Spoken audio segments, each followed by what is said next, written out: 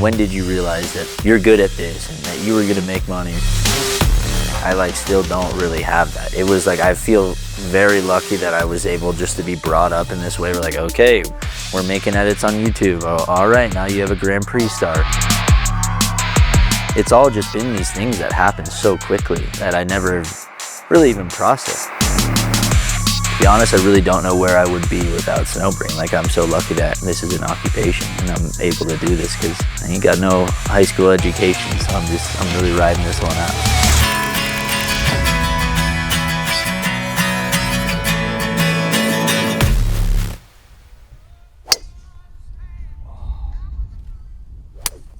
Oh, and he stripes it. At the tree. I mean, now with snowboarding, it's come down to like, you know, you learn tricks so much when you're younger. And then as you get better, you like you slowly stop learning as many tricks because you learned a lot of them. And it's like the other day I was learning a new snowboard trick and I finally like figured something out in my head. And I was like, oh my gosh, I'm relating this to golf right now. And you're like, holy crap.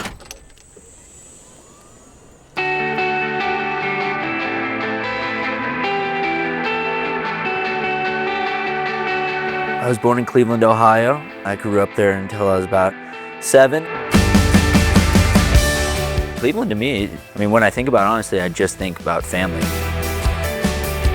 We were lucky enough where, you know, we grew up on a street where all my cousins and the whole family kind of lived on that street. So summers were always really, really fun. And, you know, I didn't do a lot of snowboarding back in Cleveland, but when we moved out to Colorado when I was 7 is when I really found like the love for it. Back 3, Andy, front 3, tail, back 5. Being a part of a family, I'm one of 8. My growing up was really just following around my older brothers. They were definitely the ones that got me into snowboarding. It was just like the classic story, just trying to keep up with them the whole time. They were always like so against contests, you know, oh, that shit's lame, this and that. But incredibly lucky that they let me, you know, come around and hang around their friends, especially Malachi.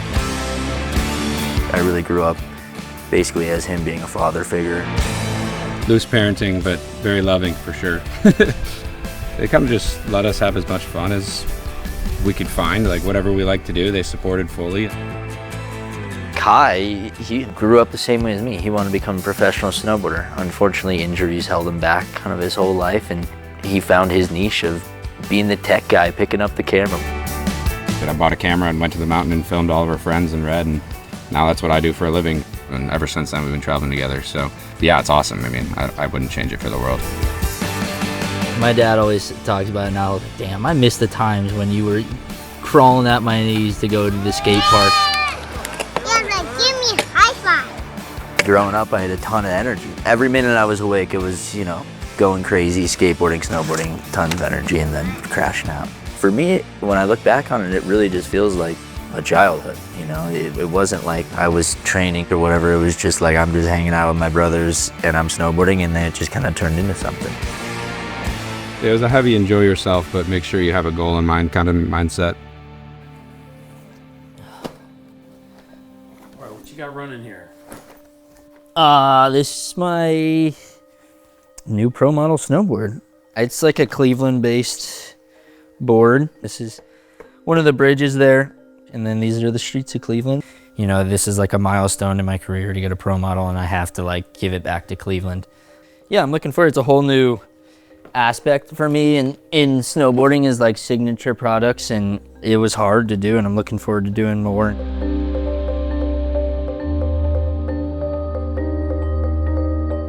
Sauce Bay, yeah, like I go every year.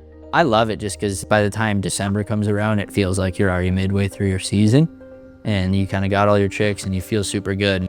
It's nice to feel good on your snowboard. It's like the heaviest part of the season because you're just like watching kids do never been done tricks every single day. Runs are insane right now. Runs are actually insane. Japan and China actually has like 12-year-olds. They're literally doing 18 and 1900s on an airbag.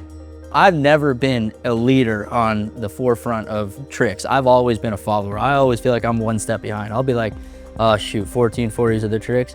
And then I'll learn the 1440 and they're on to the 1800. I'm constantly chasing. Like every time I go to these train camps, I'm like, oh my God, how was I able to do what I did last year? it's a full revamp of riders, and it's gotten to the point where now I'm like kind of the older one for sure. Back then, there wasn't airbags around, so when you learned a trick, it was like you're learning a trick. There was no like safe way to go do it. It was like you better have it mentally in your head, good enough to the point where at least you can like get it to your butt or your back, but it's like it's a whole new rotation. Like I can remember in my brain right now, like you're like, okay, I've got this mapped out in my head, I know how it should go, but then you're like doing the trick and you're like, this feels crazy. I don't know how this is gonna end up. Oh my God. Dude, that was sick. That was it. You went so deep. When we were younger, it was definitely like, sorry, time to do it.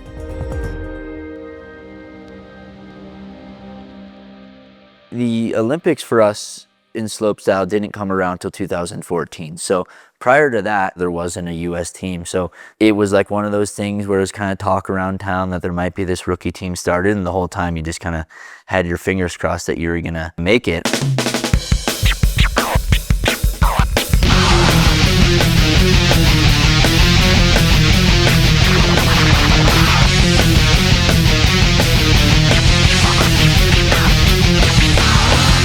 That was really my first introduction to the contest world, was getting on that rookie team.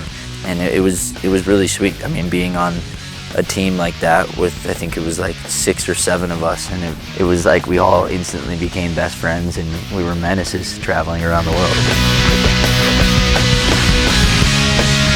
We traveled around for 8 months out of the year. We'd start out in Austria, then we'd go to Switzerland, and then we're in Keystone and Breckenridge for a month, and then Mammoth Grand Prix would happen, and then, back over to Europe for Locks Open.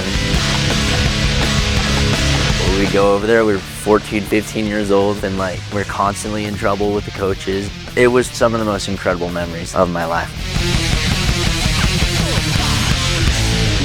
Gerard, 17 years old. I don't really think snowboarding needed Olympics, but I mean, it's cool that it's in it, and I've heard it's the most watched event. I'm a pretty easygoing guy. I mean, I don't really get too much pressure. I just kind of live my life day by day. My strategy, I mean, I just look to land runs, to be honest. That's all you can really do, is land a run, and it's up to the judges. So I kind of go through my season looking at it that way and try to have fun, and as long as I land a run, I'm happy with myself. A spot on the team would be awesome. I'd love to go to Pyeongchang. The 17-year-old from Silverthorne, Colorado, about 14 miles away from Breckenridge. He just needs to be the top placing American here in order to secure his spot to Pyeongchang to represent for slopestyle and big air. Just a casual 900, that means he's going to be setting up for the triple 1441, 2, 3, 1440, gets that job done. Gerard. Game over for him on Team USA, and he has punched a ticket. Next stop, Pyeongchang, baby. Do not. Come on, Red. Come on, Red.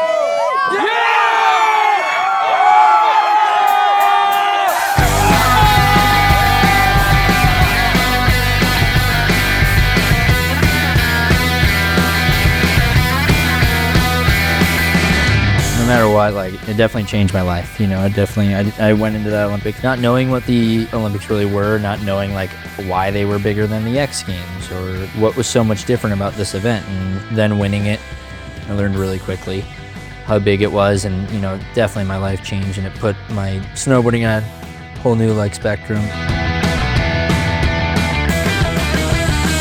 Kind of turned this like overnight success celebrity thing, for a hot little minute there, and it was really fun to have at 17.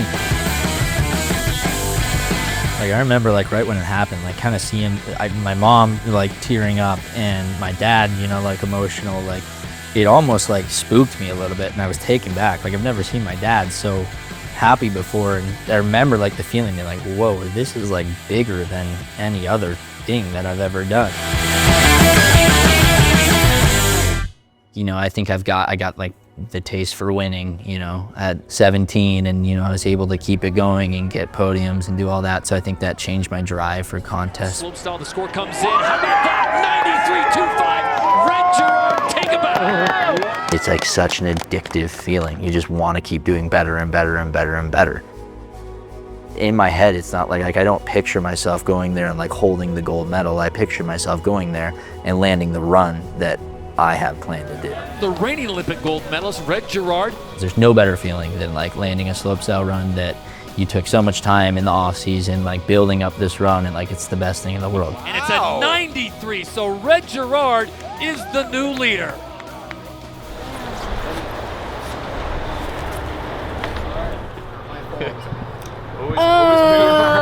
Okay, we parked here probably 7 times this year and haven't got one, so. We're on the road for, 6-8 months at a time or something. So it's really nice to like have someone that understands what you're going through and be able to help each other out. Her name is Haley Langland. She's a professional snowboarder. She's an X Games gold medalist, a 2-time Olympian. I think we met at this like high cascade Burton shoot that we were doing. I mean, we were so young at the time. And then when we got on the US team, we started spending a lot more time together and like traveling always with each other. I would not know how to do much without her. She does a lot for me. She's my travel partner. She's my person I hang out with every day. When it comes to like always designing my pro models, I like always go right to her because she's just like she's got great art skills and got great touch. We do a lot of stuff together, so she definitely completes me. I think we're both kind of like coming up on that period where it's like, what do we do next? I don't think there's been much that's changed from 17 until me now at 25, other than just like knowing what it's like to be on the podium and wanting to get back to it. I feel like I'm shooting like a 3-thrower. I know, right? Been trying to come here 3 days a week. The reason why I started coming here is because like my buddy Brock Crouch and like Mark McMorris, we all do like a group workout together. It's actually mad fun. When everyone's here, it's like mad fun. Never been the biggest gym rat, so this is all kind of new to me. I'm really worried about just having my core strong and my legs strong. More than anything, I think it put up with the slams a lot better than if you weren't to work out. So just try to prepare the mental and the body a little better. It is an Olympic year, so this year does get a little bit more amped up.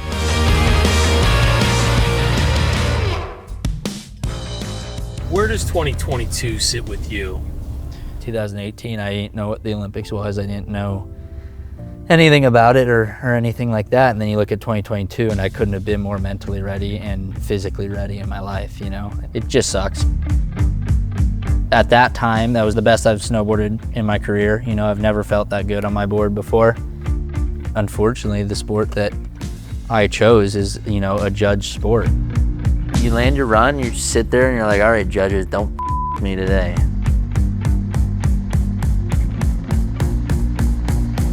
I gotta calm down. This judging is a f***ing joke. Max Perot put down a hell of a run. No disrespect. The guy goes off the jump, grabs his knee, and wins the Olympics. Red got hosed. This whole thing is a joke. You should all be fired. 4th place sucks. I'd way rather get 10th or something. 4th place is like getting stabbed in the back. I think everyone is so good at snowboarding right now. There's been very, very few times where I've landed a run and been confident I'm gonna be on the podium. You hear a lot about how people get post-Olympic depression and stuff. It's like, that's all they got right there. It's like, it's the Olympics and that's it. And it's a 96. Red Gerard wins his first career X Games gold medal. Backside 1800. Back to back.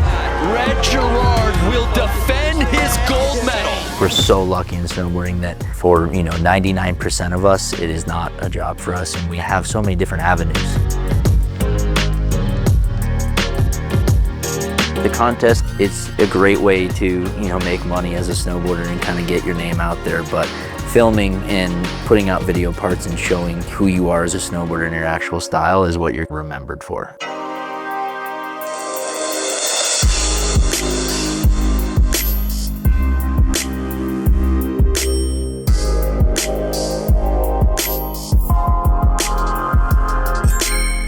When I land a contest run, there's like the best feeling in the world. When you build a backcountry jump and you do a trick that you've been wanting to do, I get that same feeling when I land that trick. It's something that I would like to keep trying to do, but it gets harder as you get older for sure to do the contest and go film a full video part. There's no better summer than when you can say that you know, got on the podium and you put out a video part.